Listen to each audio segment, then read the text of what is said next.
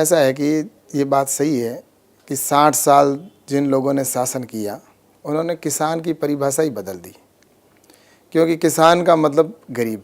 ऐसा इसलिए हुआ क्योंकि उनको सिर्फ राजनीति करनी थी और जिसकी वजह से वो सिर्फ चुनाव के समय में उनको किसान याद आता था। बाकी किसानों के लिए ऐसी कोई योजना नहीं बनी जिससे कि किसान आगे बढ़ सके। और किसान की अगर कोई बात करे तो ये था, परिभाषा ये कर दी कि किसी एक गांव में एक गरीब किसान रहता था। कभी ये नहीं लिखा गया कि एक गांव में अमीर किसान रहता था। और इसी तरह अगर कोई न्यूज़ भी आती है कहीं अखबार, मीडिया, मैगजीन के अंदर, तो किसान को इस तरह से परिभाषित किया, उसका चेहरा चित्र दिखाया कि वो कपड़े फटे हुए ज़मीन के ऊपर बैठा है। फिल्मों में भी देखते हैं तो किसान को, और उसकी एक पंक्ति लिखी जाती है कि किसान भगवान भरोसे। इस पंक्ति को देखकर युवा ने ये सोचा कि अगर मैं भी किसान बना, कृषि अगर मैंने की तो मेरी भी इस तरह से दुर्दशा होगी। इसलिए उसने कृषि को छोड़कर और नौकरी की तलाश में गया।